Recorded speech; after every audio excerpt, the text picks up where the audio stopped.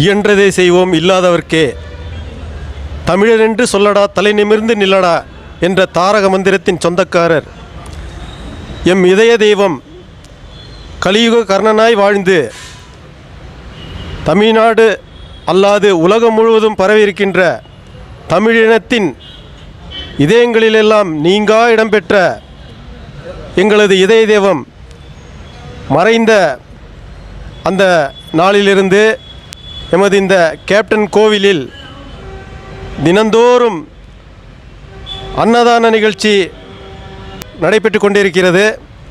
அதன் தொடர்ச்சியாக இன்றிலிருந்து 4 நாட்கள் தொடர்ந்து நீலகிரி மாவட்ட தேசிய முற்போக்கு திராவிட கழகத்தின் சார்பில்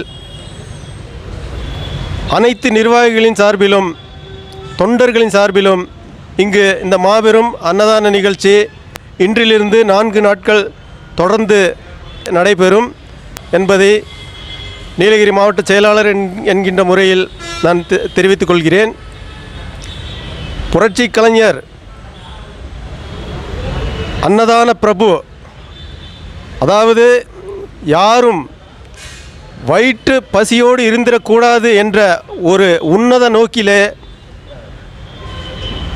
எப்பொழுதுமே சொல்வார்கள். அவர் சினிமாவில் நடித்து கொண்டிருந்த காலம் முதல் அவருடைய அலுவலகத்திற்கு யார் வந்தாலும் 24 மணி நேரமும் அடுப்பெறிந்து கொண்டிருக்கும். புரட்சி தலைவர் எம்ஜிஆர் அவர்களுக்கு பிறகு யார் வந்தாலும் சாப்பிடாமல் செல்லக்கூடாது என்ற ஒரு தாரக மந்திரத்தை வைத்து எல்லோருக்கும் உணவளித்து நமது இதயங்களில் நீங்க தெய்வமாய் வாழ்ந்து மறைந்தவர் நமது புரட்சி கலைஞர் கேப்டன் அவர்கள்.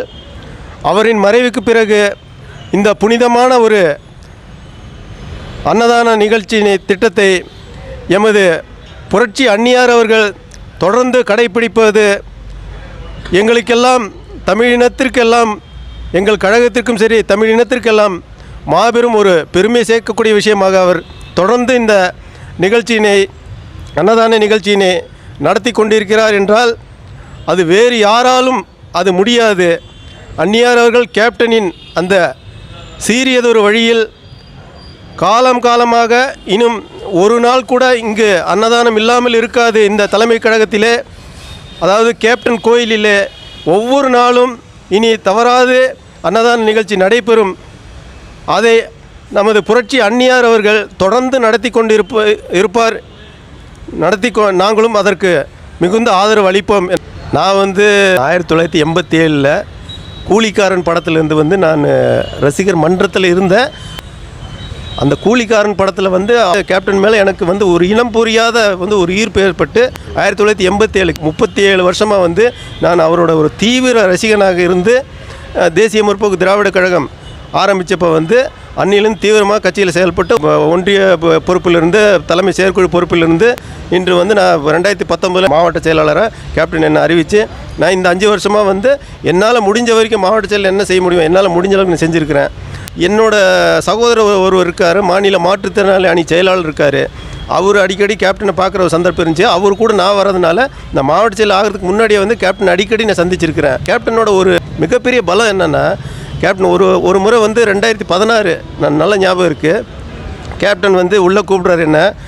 நானும் அப்போ இருந்த மாவட்ட செயலாளரும் சிவகுமார் மாநில மாற்றுத்திறனாளி அணி செயலாளர், நாங்கள் 3 பேர் உள்ளே போகிறோம். ஒவ்வொரு மாவட்டமும் கூடும்போது நாங்கள் 3 பேர் உள்ளே போகும்போது அப்போ கேப்டன் கேட்குறாரு யார் கூட கூட்டணி வைக்கலாம் அப்படின்னு. நான் ஒரு கருத்தை தைரியமாக சொல்கிறேன், கேப்டன் இது இப்படி பண்ணணும் அப்படின்னு.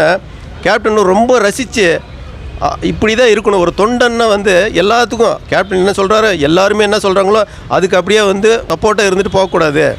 கேப்டன் என்னோட தனிப்பட்ட ஒரு கருத்தையும் கூட மிக மதித்து அவர் அந்த கருத்தை எடுத்து அன்றைக்கு நாளில் அந்த கருத்து பிரகாரம் தான் அது நடந்துச்சு. அது அப்போ கேப்டன் ஒரு கடைக்கோடி தொண்டனோட கருத்தையும் அவர் ஏற்கிற தலைமையில் இருந்ததுனால தான் தேசிய முற்போக்கு திராவிட கழகம் அந்த எதிர்க்கட்சி அந்தஸ்துக்கு வந்துச்சு. வருங்காலத்தில் ஒரு ஆளுங்கட்சியோட அந்தஸ்துக்கும் அது வரும்ன்றது எந்தவித சந்தேகமும் இல்லை. கடைக்கோடி தொண்டனையும் அரவணைச்சு அவர் போகிறதுனால தான் தேசிய முற்போக்கு திராவிட கட்சியில் இன்னும் எல்லா கட்சியும் நினைக்கிறாங்க தேமுதிக இன்னும் ஏன் இந்த தொண்டர்களும் இவ்வளோ ஒரு உற்சாகத்தோடு வராங்க. இதெல்லாம் வந்து மற்ற கட்சியிலெல்லாம் வந்து இன்னைக்கு ஆளுங்கட்சி சரி ஆண்ட கட்சி சரி அவங்களால கூட இந்த மாதிரி ஒரு சிறப்பான இதை வந்து பண்ண முடியாது. ஏன்னா அந்த கேப்டன் மேலே இருக்கிற அவ்வளோ ஈர்ப்புனால தான் அப்படி வராங்க. அதனால் வந்து கேப்டன் வந்து கடைக்கோடி தொண்டனையும் அரவணைக்கிற ஒரு தலைவராக இருக்கிறாரு. அந்நியாரும் அதை விட இருக்கிறாங்க. நம்ம தம்பி விஜய் பிரபாகரும் அதை விட தொண்டர்களோட தொண்டராக இருந்து அவர் வந்து வேலை செய்கிறதுனால தேமுதிகவை யாராலையும் அழிக்க முடியாது. அவர் ஆட்சி பீடத்தில் ஏறும் என்பதில் சந்தேகமில்லை.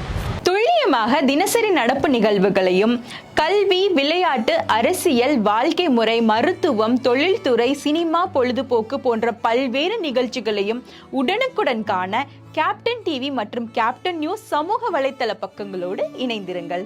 உங்கள் வணிகத்தை கேப்டன் டிவி மற்றும் கேப்டன் நியூஸில் விளம்பரத்தின் மூலம் மேம்படுத்த விருப்பமா? உடனே கீழே கொடுக்கப்படும் எண்ணிற்கு தொடர்பு கொள்ளுங்கள்.